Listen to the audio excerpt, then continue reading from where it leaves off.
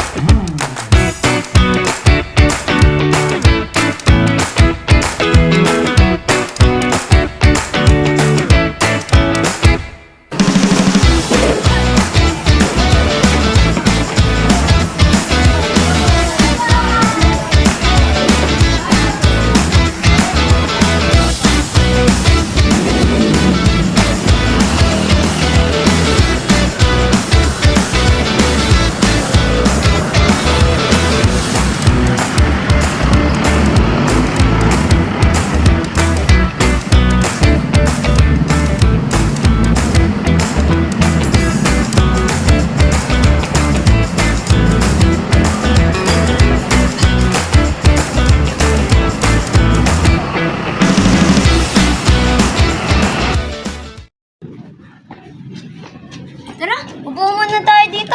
Tara. Uy, meron ba kayo gagawin sa Sabado? Wala. Uy, umandad kayo sa Bible study namin sa church 3 p.m. ng hapon. Saan Available ba kayo? Pwede naman. Saan ba yung church niyo? Malapit lang dyan. Tara na, tara. Tara.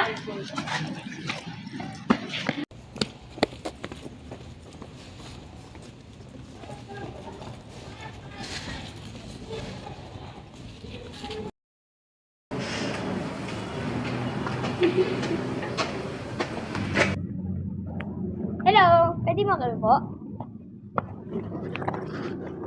Ba't ka tumabi dito? Wala lang, gusto nang makipagkaibigan. Person.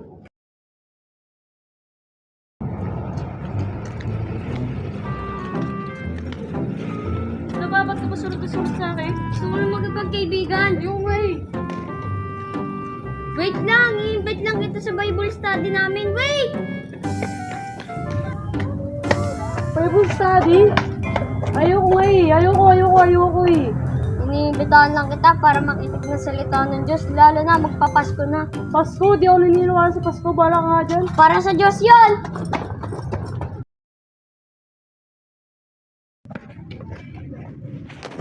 Alam mo ba, mahal na mahal tayo ng Diyos. At ako at ikaw. Mahal, wala nga ako natitiran. Pagkain, tapos wala rin akong pamilya. Uy, alam mo ba sa Bible study namin, meron kang makikilala, meron kang makikipagkaibigan, at saka marami daw laruan tapos pagkain. Talaga? Oo! Sige, samahan kita bukas. Sige!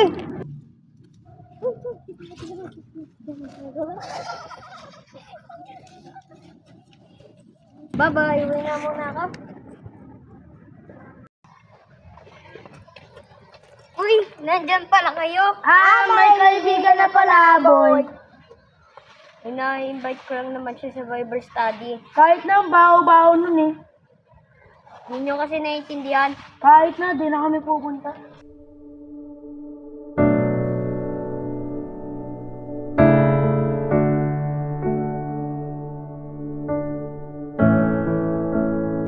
Uy, narinig ko yung pinag-usapan niyo. Talaga ba? Oo, baka hindi na lang ako pumunta. Hindi, atid ka pa rin. At saka, nag-away-away kayo ng kaibigan niyo dahil sa akin. Hindi, atid ka. Hindi na lang ako pupunta. Hindi, ako bahala doon sa dalawa. Atid ka pa rin. Okay lang? Oo. Sige, kita-ats bukas ha. Ako bahala doon.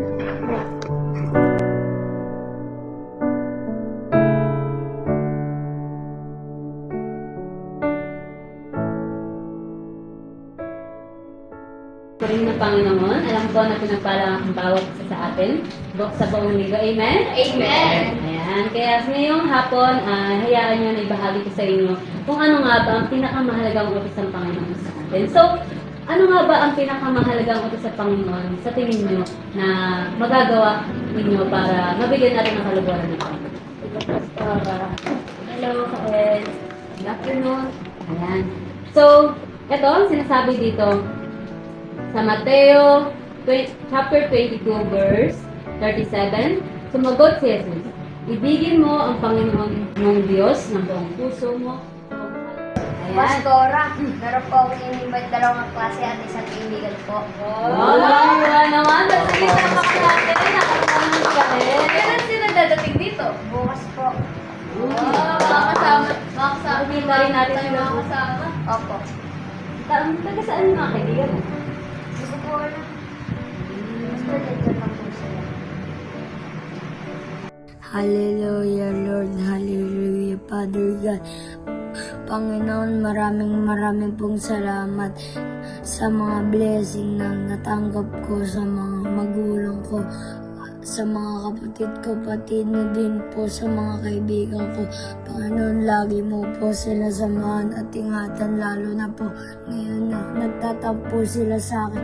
Nagtitiwala po ako, Lord, sa inyo na meron lang gagawin bukas sa Bible study namin at sana maka-attend din yung in-invite ko po, pagmamahal at kalakasan. In Jesus' name, Amen.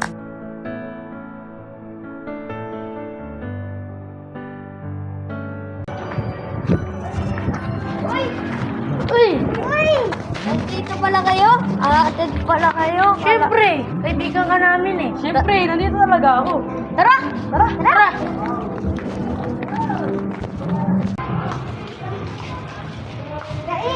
Bakit? Sorry sa nagawa namin gapo ni Joe na pagbubuli sa'yo. Okay lang yun, at least matid kayo. Ay, sorry din Kayla dahil pinakita mo talaga na mabuti ng kaibigan namin. Okay lang yun, tara na! Tara!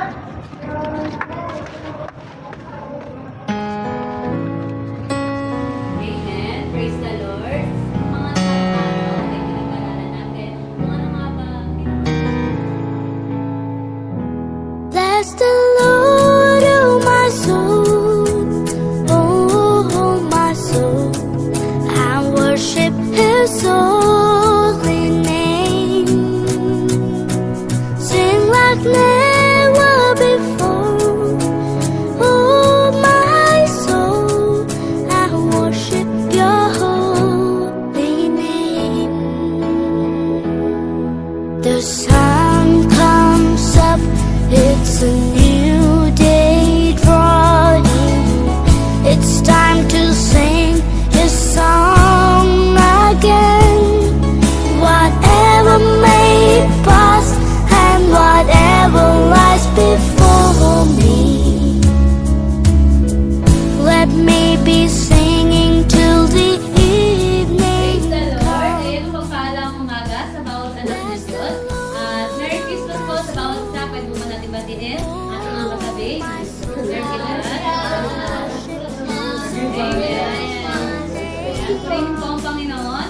At ngayon po, buhay ng bawat isa. Alam ko po na marami ng pagpapala, himala na ginawa ang ating Panginoon. Kaya ngayong umaga po ay makakapagpakinig po tayo ng ilang mga patotoo sa pamagitan po ng ating mga kapatid ngayong umaga. At tawagin po natin si Brother Ezekiel Tahal at si Sister Tyra May. Sige po, tawagin po natin kami ng kapatid. Good morning po sa bawat isa. Ako po si Ezekiel Tahal. Nagpapasalamat po kay Lord kasi naging kaibigan ko po si Sael Galo.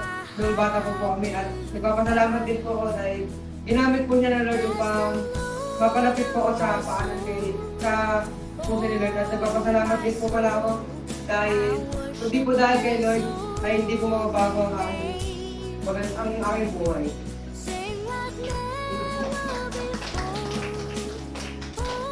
Ayan, magandang umaga naman po sa bawat isa. Ako naman po si Tyra, na kaibigan ni Mikael. Siyempre po, nagpapasalamat po ako sa buhay ni Mikael. Lalong-lalo na po sa Panginoon. Dahil po, ginamit niya po si Mikael upang magbigay ng way, upang makalapit po ako sa kanya. Imagine niyo po, yung 5 years na yun, patuloy pa rin po ako naglilingkod sa Panginoon at patuloy pa rin po ako nagtitiwala sa Kanya. At alam niyo po ba na mas maganda po ang ating Pasko, lalo na po pag kasama po natin ang Panginoon sa ating isa. Yun lamang po, Merry Christmas po sa bawat isa. Yan, praise the Lord. Dahil nakakatawa at nakaka-inspire dahil tunay na ginamit ang buhay ni Kael para mabago ang buhay ng kanyang mga kaklase. At ngayon naman po, tawagin po natin ang isa pong malapit na kaibigan ni Gael na binago rin po ng Panginoon sa makalipas na 5 taon. Yan. Brother Bones,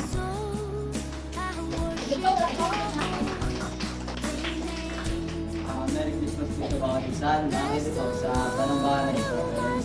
Especially po kay Ikaed, nagpapasalamat po ako sa kanya. Dahil kung hindi dahil sa kanya ay 5 years na po akong makikita niyo po ako sa lansangan, napalakad-lakad at doon natutulog at nagpapahinga. And dahil po kay Ikaed ay nakilala ko po ang aking Panginoon. At nabago niya po ang buhay ko and maraming pong salamat sa kanya. Yun lang po.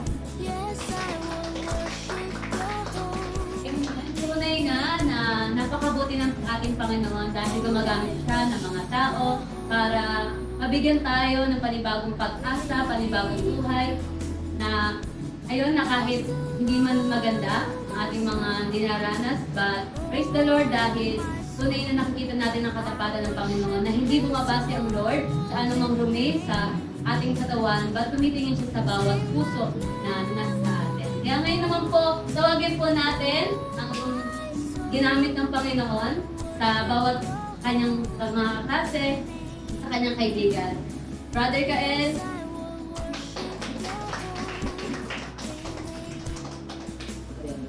Merry Christmas nga po pala sa bawat isa. At ako nga po pala si Gael Galo na salamat po. Ako po yung unang nagpapasalamat sa ating Panginoon sapagkat ako po'y dinala niya at ginamit niya upang maidala pa. Punta ko rin po dito, aking po mga kaibigan. Lord, salamat po sa buhay nila. Pastor Bon, nila Job, nila Kaya Panginoon. Salamat din po Lord. At dapat din po nating tandaan at sa utak na ang Pasko po ay hindi lamang sa mga regalong iyong natatanggap, kundi paano mo tatanggapin at dapat nasa iyong loob si Kristo. Yun lamang po, Merry Christmas po at salamat po sa Panginoon.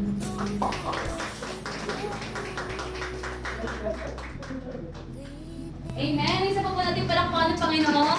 Kung bawat anak ng Diyos, iginamit niya para magbigay inspirasyon at patotoo ngayong umaga. At once again po, Merry Christmas po and God bless po sa bawat anak ng Diyos.